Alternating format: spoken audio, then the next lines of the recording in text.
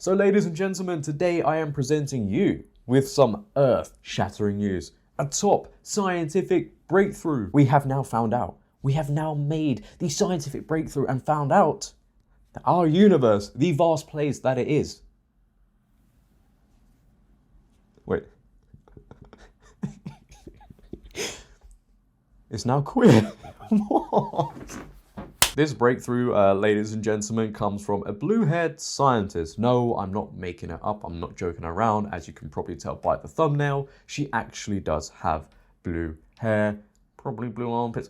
This woman, nonetheless, goes by the name of Jessica S. Cavell. Now, she decided to stand up, tell everybody, there was nobody, tell everybody that the universe is now queer. But before we get into her emotional, stunning, and brave speech, we have to dive deep into the thinking, the thought process of this new Albert Einstein. Trust me, when you see this, you'll wonder how these people even get jobs. Jessica's story, she/her, oh, we are off to a good start. I am a black, Mexican, lesbian woman. I'm proud of all the things that make me myself. I'm a badass particle physicist because of, not in spite of, these identities. The way I approach particle physics problems, the way I think, and the way I communicate is unique, and that's what makes me good at my job in STEM. I'm queering STEM every day by re-envisioning, yep, that is enough of that. So yeah, anyway, I think you kind of get the gist of what this person is all about, how they operate in their day-to-day lives. I don't need to go on any further. I'm going to hand the stage over to she/her,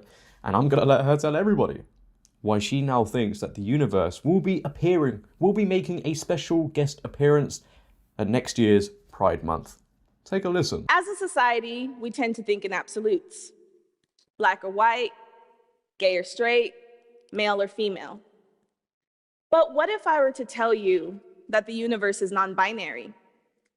That from cosmological scales to subatomic scales, that the universe is actually super queer. So it isn't such a crazy leap to assume that everything inside our universe is also queer. Does that make you uncomfortable? Or are you cautiously optimistic that the universe may offer some comfort? My name is Dr. Jessica Esquivel. I'm a Black, Mexican, queer, neurodivergent woman. I'm also a particle physicist. And today, leveraging my expertise on the intricacies of the quantum realm, we are going to create a reimagining of our universe. Right, so not only are the left, the woke agenda, trying to rewrite history as we go along, they're now trying to rewrite the laws of physics, the laws of the universe. And you know what? I love these speeches, so I honestly love seeing them on my timeline, you know that, because they really do bring a tear to my eye. I get so tearful of how idiotic these people are starting to become. And what makes it worse, right? Okay, we can talk about her all day long, but I can just tell the cameraman, the director was behind that camera going, yeah, that's stunning, that's brave, keep going. And you know what? One of the most embarrassing parts of that speech is the fact nobody is in the stadium. If you look at it again, right, I'll put it on the screen, there are people on the pitch just not paying any attention whatsoever. How do you have less of a turnout than Morbius in the cinema? That is bad. But after hitting rock bottom, ladies and gentlemen, darling Jessica decides to go on and on and on. And not only talk about the queer universe, but show me and everybody else why homeschooling is a great thing right now. And she would never, you know what, she would never send a class to sleep whatsoever, would she, with this speech? Nah. Everything around us, everything from the galaxies filled with stars to the extraordinary depths of our oceans filled with creatures beyond our wildest dreams are made up of a fundamental set of particles. These teensy tiny particles live and interact in a world unlike our own. In our macro world, we tend to think binary categorizations and absolutes are the norm. But if we tunnel down into the smallest spaces of our universe, we enter a world where queerness and chaos reign supreme.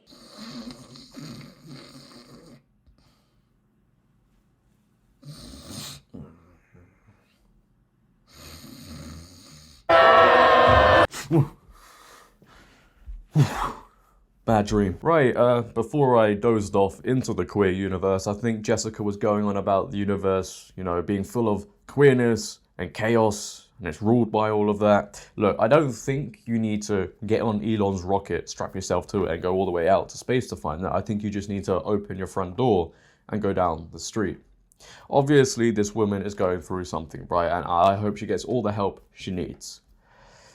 I would just like to ask, what college, what schools did this lady go to? She spent years in education just to stand up in that stadium and talk about how queer the universe is. I could not think of a bigger waste of time, a bigger waste of money.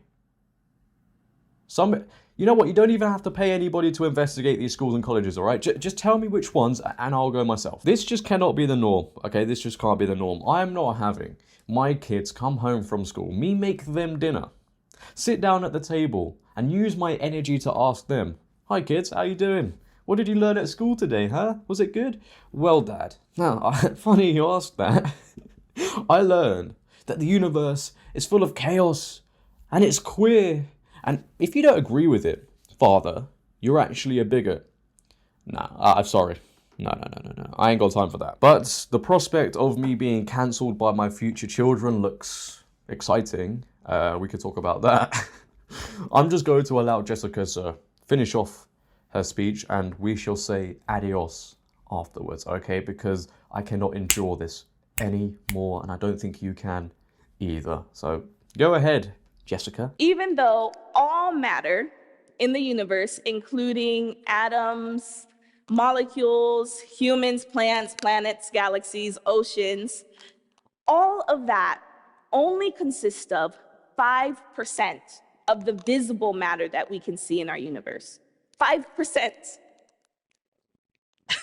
So the rest of it is dark energy and dark matter, and that's another confounding topic for another talk. But all this to say that it is an existential fact that we are anomalies in our universe. And the most existential question at the heart of my research is not if we are queer, but why we are queer. Oh, damn. You're right there. Yeah, I gave up as well. I hope you enjoyed that. As she said, you are now one with the queer universe. Sorting out today's thumbnail. If you have enjoyed today's video, then please for me, make sure to leave a like rating. If you're new, hit that big red subscribe button and turn on bell notifications so we can all be part of the queer universe. But until next time, until tomorrow, I'll see you once again. Have a great day. Stay safe. I'm out. Peace. See you next time. I waste my time with these people, I really do. What the fuck is going on?